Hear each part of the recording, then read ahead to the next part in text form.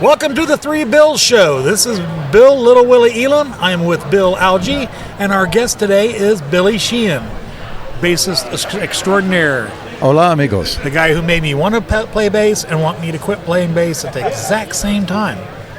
Nice to meet you, Bill. It's my pleasure. Thanks for having me on your show here, and I'm glad to be amongst my fellow Bills. I was Bill Sheehan for a long time, and then at one point, Y got added, so.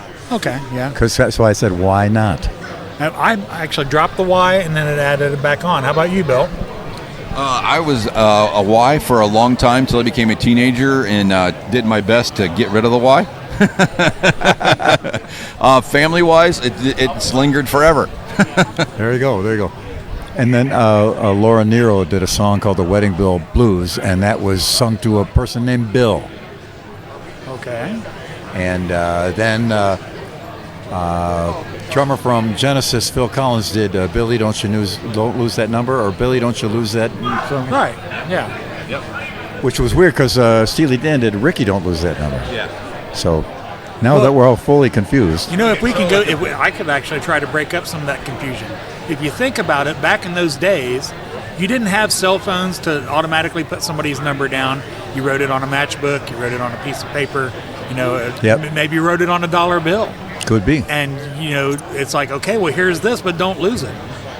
Because in today's, even in the 80s, it was a little more easy to remember because you had more things at hand to remember those things. Exactly. So there you have it. That was somebody's explanation. I can't remember that, so I'll have to go in credit on who. Well, I will take that as the truth. So, and we've learned something today. All right, so now, here we are. Thanks for having me, and what would you guys like to talk about today?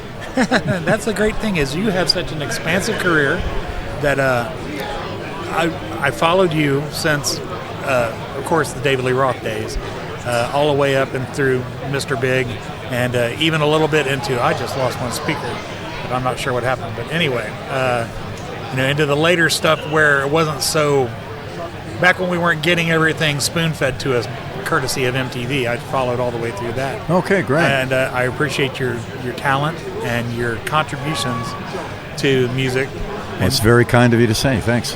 And you've truly been an inspiration to me. So now that I'm done fanboying, what got you started on the bass? I guess that's a good point to start. I had a neighbor named Joe Hesse, and he was a bass player around the corner. Our backyards kind of almost touched, and he was older, and I had older brother and sisters, so they hung out with them. But I was a little kid, and I could sit outside their basement window and listen to them practice. They wanted me to come in because I was just an annoying little kid. But Joe was a good guy, and he was a friend of mine, and he was a cool guy. He had a cool haircut, drove a Triumph motorcycle, had a beautiful girlfriend. I wanted to be like Joe. He even had a cool walk. I mean, you could see him coming from miles away. It was Joe. So I went in one day and I saw his bass, and I thought it was the coolest thing in the world, this amazing thing. And I remember he let me pick it up, and I plucked it a few times, and instantly got a blister on my finger right away. So it bit back instantly. So I was considering doing music. A friend down the street had a drum kit. I sat behind that. My sister got a guitar. I played that for a little while, but I still was just fascinated with the bass. Because at night I could lay in my bed, I could hear the bass off in the distance. I could hear a car with a subwoofer now off almost a mile away. You can hear it because the low end travels. Right. So I wanted to be like Joe. And so then sure enough, right around that time period, the Beatles were on Ed Sullivan. And I saw all the girls going completely crazy. And I said, I want that job. That's the job I want. So my grandmother said, as long as I'm alive, there'll never be an electric guitar in this house. And it's kind of how she sounded, too. And so she passed away, and with her insurance money, I got my very first bass. And what was your first bass? My Fender P bass. Fender P bass. I'd had a bass before that, but it didn't really count, so I often leave it out of the story. Okay. It was a Hagstrom bass, just 3/4 like a little toy. But the P bass, well, that was a real deal. Right. I bought it at Art Kubera Music, 910 Fillmore at Sycamore, Buffalo, New York, $250 with case. Do you still have it? I do. Awesome. That is cool. Yeah, it's my main, we call it the wife. It's been on the cover of many magazines and fold-outs, and kind of a famous instrument. And all my Yamaha basses are built using that as the initial template. But so that sound stays the same. It's similar. Typically, yeah. It plays the same and feels the same when I wear it. Yeah. Yeah. Wow. Can we talk about last night? Last night we had ROCKNPOD. Yeah. Oh no, sorry. We had the Rare Hare. And you sang last night. Yes. I saw the audience. You turned over your bass to Martin, and you sang. I saw the audience streaming toward the exits. I know. I said no. It was back in the day in the copy band days. I would sing Judas Priest and David Bowie and some ZZ Top and a couple other things. So I could do the Bowie voice pretty good in my limited estimation. And Judas Priest, I had that super high Rob Halford falsetto. I've since lost it, but I used to be able to hit the high notes like that. So I do that. So I sang before, but I never sang without an instrument on. So that was a Young Rascals song, "Good Lovin'." Yeah. And when I was young, one of the first bands or musicians I worked with was a guy named Ray Schmaltz. He was blind since birth, and he played Hammond B3. So I hung out with him all the time. Well, we loved all the B3 bands: Vanilla Fudge, the Young Rascals, Spencer Davis with Stevie Winwood. So many bands. The B3 was almost more important than a guitar. So we learned a million Young Rascals songs. So that was kind of second nature for me to do it. Wow. Yeah, interesting. Last night when we interviewed Martin earlier today. Yeah. He said, I knew that we were going to be doing that last night, but he said at that moment when you handed him your bass, he said, and being one of his heroes, he said it was really a moment for him in his life that he's like, I cannot believe. And he said at one point in time, he's standing there playing, and he looks over you, looking at you singing, and he was like, this cannot be real. He's a wonderful guy and a great player. I was very, very happy to have him on stage with me. It was wonderful. A great bunch of people and great audience last night too. Now you do Good Lovin'. Well, you did Good Lovin' as the switcheroo. Yeah, the switcheroo. Okay, yeah. So were you always singing it, or was there points where you played something different? On that song, no, I always sang that. Okay. There's a couple with the switcheroo. Those that don't know, at the end of the show, Mr. Big, we switch instruments. And generally, the last few years, I've done the lead vocal. I did the lead vocal on Smoke on the Water. And one other one, and then this one, Good Lovin'. Okay. So we'd switch it all. On Smoke on the Water, we had Eric play the guitar for the main riff. I think Paul played drums, and Pat Torpy was still with us. He played bass. So what we did is, when it came to the solo, we just stopped. I grabbed the guitar, Eric moved to bass, and then Pat Torpy came out and sang the rest of the song, and I did the guitar solo. So it was a way we switched instruments around. And Paul's a really good drummer, so when we do it, it usually sounds pretty good. Thanks to him, he keeps it together. It's pretty funny. That's fantastic. So what was you doing before? Oh, wait, you already said this. So I'm kind of the gear guy in this conversation. Oh, great. You mentioned that the Attitude was based off of that Fender P bass. Yeah, a lot of the same measurements. Where the volume knob is I wanted it in the exact same place as the P, because I was so used to 20 years of reaching down and grabbing that volume knob. I wanted it in the same place. So they actually laid my P bass on top of a copy machine and made a copy of it and made sure to exactly get the knob in exactly the right place. Yeah. Then I had done some modifications on my bass, scalloped some of the upper frets, added a second neck position pickup for low end with a separate output, and we incorporated all that into the Yamaha. But the Fender instruments have sometimes difficulty at the neck to body joint, so Yamaha did their own version, which is really super rock solid. There's a tongue of wood that goes way deep into the body, and that neck is on there as solid as it could possibly be. So that was because that neck pickup was huge on the Yamaha. Yeah, I remember that being where you don't, if you're far enough in the distance, you don't see that pickup because it kind of blends in with the pick guard. Yeah, sometimes we had it separate, different color, and other times we had it the same. Awesome. Been through many iterations through the years, and the version of it now is pretty much rock solid, and that's what I play. And we have 2 or 3 Facebook pages of Attitude users, and I chime in and answer questions and help them get parts or help them get it fixed if they break it, and it's a nice little community. That's mind blowing that that you can step up and you were on the ground level of it and you're right there to help them even today. Oh, I enjoy it. Well, the bass players are pretty good. Most musicians are a pretty good community. We all work with each other, and I really love helping out my fellow musician, no matter what. But the bass players, especially, because we speak the same language in a lot of ways. So there's a lot of forums and things that I'm on, and on the social media where I try to answer questions or help people out or recommend something to do if they have some problem to solve. And you're the proof that not the bass doesn't go to the least talented guy in the group, because you have a certain level of proficiency to where you're just not the guy thumbing on the root note. Yeah, well, as much as that's beneficial, but yeah, sometimes you don't need a lot of expertise on the bass, but you do need a great sense of rhythm, a great sense of song, and you don't necessarily have to be a virtuoso to be a great player.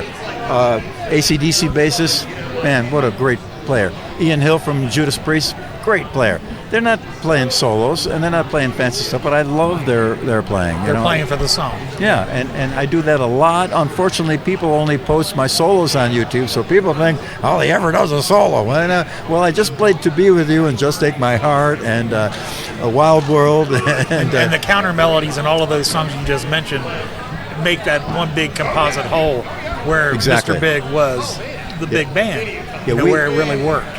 Since we've been recording in my home, clients contact me from around the world, unsolicited, and ask me to play bass on things. And I played on a number of songs that were not done, really, but they're just guitars and drums, and now we got to put a bass track on there. And not because it's me or my playing, but when you put proper bass on a thing that sounds like it's not even together, suddenly it works. And sometimes we'd open up a song and put it in Pro Tools. My engineer and I would look at each other like, what? I don't even know where to start. Okay, let's figure it out. Okay, this is the key. Figure that out. But by the end of the day, we listen down, we got a song here. And it's just by adding bass. And again, not me and my bass or my bass playing, but that's the importance of a bass within the body of a song. And it really does make a huge difference. Absolutely. I think. You got another question, Bill? Okay, I'm going to go to another one. Now, this one's going to go deep. Okay, here we go. So I'm going to ask the question, and then I'll tell you where the source of it was. At one time, you had a speaker cabinet that was used servo drive. Okay, so maybe I'm not sure if that's exactly it. Yeah. But it was used in scientific studies of elephants. Yes. Servo drive made a speaker that was run by a motor, and a little arm from the motor which pushed the speaker diaphragm. And it was used by NASA. They would run it out of phase. They would mic a rocket engine and run it out of phase to reduce the rocket engine noise so they could examine what's going on with the combustion in the propulsion stage of the rocket. They used it in the Navy to simulate battlefield conditions for training. And then they used it in Africa to call elephants, because elephants shake their rib cage at subsonic frequencies. That's below 20 cycles. And they use this and it travels forever. It travels for miles so the other elephants can hear them. So they use it for that too. So I got in touch with them and said, you guys never have anybody play bass through one? So it's also using PA systems as well. So I got it and I had it on stage with me for a while, for many years. It was a little overkill, and it was a little bit of a kind of a comedy too. But man, when you plug that thing in, wow, it was devastating. Yeah. So I use the term "God come to town" when you have something like that. But I remember that from a clinic you did at Hare Music in Dayton. Wow. 15 years ago. Yeah. How cool. Yeah, the servo drive, Intersonics. Servo drive. That was the name of the company. I don't recall the other two military uses for it, but that's even interesting. Yeah, I remember seeing ads for it in some of the audio magazines. Because it's used primarily for sound systems. Because you need a big subwoofer to get a great sounding in a huge room. So that was their purpose for that. Okay, and anything, Bill? He's still thinking. Another gear question. Okay, well, let me see. Yeah, I'm not a gear guy, but this is really cool. So now, are you still an Ampeg guy? No, I left Ampeg when they got bought out by Loud Technologies, They were with St. Louis Music, a family company, wonderful people, the Kornblum family, wonderful people. They got bought out. I stayed with them. Then they started to manufacture in China. And there are some companies that successfully moved to China to manufacture, but some that don't. And one of the factors is you got to have boots on the ground there in China overseeing the production. If you don't, they will do what any a company would do. They look for parts that are cheaper to replace on the circuit board. Right. If they can get save 5 cents on every amp, and they're making hundreds of them, that's a significant saving. So they changed some things, and the amps were blowing up and failing, and I was doing a clinic while one failed right in the middle of the clinic. And one company in LA was the kind of middleman. They would go through this company and they would test the amps before they sent them for shipping. And out of 75 amps, I think 20 worked. That's crazy. And that was really sad. So I had to go, and I called Larry Hartke, and he was kind of say, hey, you don't have to do a deal with me. I'll just send you some amps, and if you like them, cool. If not, and I'd also tried a bunch of other amps. But Larry was a hands-on guy, and I liked the fact that it was kind of a family thing with Ampeg before, so maybe it's like that with Hartke, and it very much was. So he stepped in, and I started using the Hartke stuff. Oh, wow. Okay, I didn't know anything about that. Because I've got an old Ampeg 4B. Yeah. And it's got a bad circuit board in it, but they're fixable. It's great until you see it start shooting sparks out the switches. That's when the problems come up. Yeah, almost anything's fixable. Yeah, that's great. So, okay, well that's cool. And Bill's giving me the keep rolling thing. No, I'm giving you the rap. Oh, the rap thing. Oh, are we on the rap? Okay. The keep rolling signal is very similar to the wrap it up signal. Yeah. Well, she's standing behind me, so I'm not seeing that. So, well, I really appreciate getting the chance to sit down and talk with you because it's been a lifelong dream. Oh, they're very kind of you. Thank you, man. It's a pleasure to meet you. Great. And I'm going to hand it over to Bill for him to do his closing. All right. And then all I'll ask you is that you do it. Yes. All right. Okay. Yeah, I just want to thank you very much. The last couple of years that we've seen you here has been amazing. Thank you. A legend and someone that we all respect. Oh, it's greatly. very kind. And thank you. it's been great. Oh, so thanks a lot for joining us today. This We really is a appreciate great it. event. It's kind of the NAMM show's kind of falling apart a little bit, so I think it's going to the future be smaller get-togethers like this where musicians can get together for podcasting or for musical instruments or whatever. I think it looks like I think access to the fans is so important. I love it. I think that really that breeds that camaraderie and just embeds that a little bit better. So when I grew up, we'd play in a bar and there was no dressing room, so we would just step off the stage in front and sit down at somebody's table, friends, and hang out there, watch the clock. Oh, it's time to go up again, get up on stage. So we never had this separation of band and audience. Yeah. So that's how it was for years and years and years. So now it's a bit different, of course, but I still try to maintain that connection with the audience because everything I own, everything I have, my house, my car, everything comes from a fan buying a ticket, a T-shirt, or a record, and I never forget that. So it's my pleasure to hang out with friends, fans, fellow musicians, podcasters like yourself.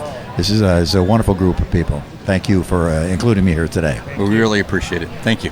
Thanks for joining us today. All right.